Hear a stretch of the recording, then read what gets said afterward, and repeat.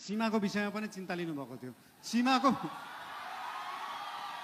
हामीले सीमाको विषयमा बोल्दाखेरि पक्कै पनि जुनसुकै देशसँग सीमाको विषय कुरा गर्दाखेरि उहाँहरूले पनि आफ्नो आपत्ति जनाउनुहुन्छ। आपत्ति जनाउनु भयो, मलाई अचम्म लाग्यो। ल ठिक छ, तपाईँहरूसँग प्रमाण छ भने ल्याउनुहोस्। हामीसँग त प्रमाण छ, हामीसँग कालापानी लिपुलेखको प्रमाण छ। र त्यो प्रमाण लिनलाई हामीले पहिला ब्रिटिसले राज गर्दाखेरि त्यो प्रमाण ल्याउनुपर्छ भने ल्याउँछौँ भनेका हौ। हामीले ब्रिटिसलाई मध्यस्थकर्ता राख्न खोजेका होइनौँ। हामी हाम्रो छिमेकीहरूसँग आफै कुरा गरेर मिलाउँछौँ। हामीसँग प्रमाण छ र हामी ल्याउँछौँ, त्यो कुरा गरिएको हो। यसमा आशंका मान्नु पर्दैन। मेरो राष्ट्रियताप्रति कुनै आशंका मान्नु पर्दैन, कसैले पनि मान्नु पर्दैन।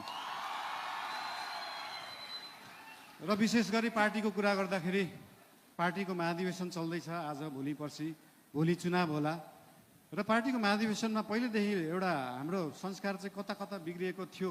पहिला गुट बनाउने, उपगुट बनाउने एउटा कुरा तपाईँहरूलाई यहाँ हुनुहुन्छ होला, महाधिवेशन प्रतिनिधिहरू हुनुहुन्छ होला, यहाँ केन्द्रीय सदस्य उठ्छु भनेर बस्नुभएका व्यक्तिहरू हुनुहुन्छ होला, पदाधिकारी उठ्छु भनेर बस्नुभएका व्यक्तिहरू हुनुहुन्छ होला।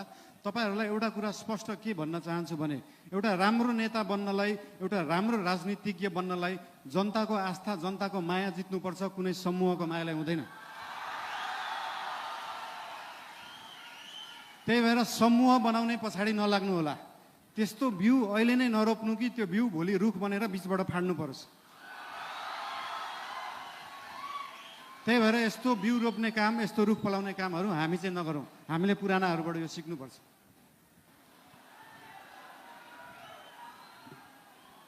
र एउटा कुरा के भन्न चाहन्छु भने हामी नयाँ पार्टी हो, नयाँ सोचले गर्दा हामीले हरेक चुनावमा गएर एउटै एजेन्डा बोकेर जाने।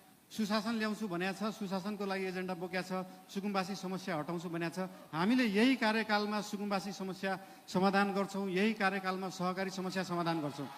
अर्को चुनावमा फेरि यही एजेन्डा बोकेर जाँदैनौँ। अर्को चुनावमा नयाँ एजेन्डा बोकेर जाने हो।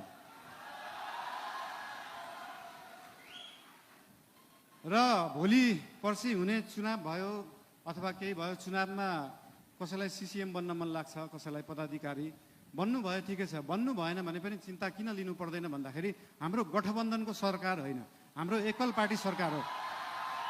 र एकल पार्टीको सरकार हुँदा के बुझ्नुपर्छ भन्दा हरेक मन्त्री प्रधानमन्त्री हो, हरेक सांसद प्रधानमन्त्री हो, हरेक पदाधिकारी प्रधानमन्त्री हो, हरेक सिसिएम प्रधानमन्त्री हो, हरेक कार्यकर्ता प्रधानमन्त्री हो, हरेक आस्था राख्ने मान्छे प्रधानमन्त्री हो। भोलि तपाईँले सिसिएम जित्नु भएन, म सिसिएम भएको भए यो गर्थेँ भन्ने छ भने आउनुहोस्, भन्नुहोस्, पार्टीलाई भन्नुहोस्।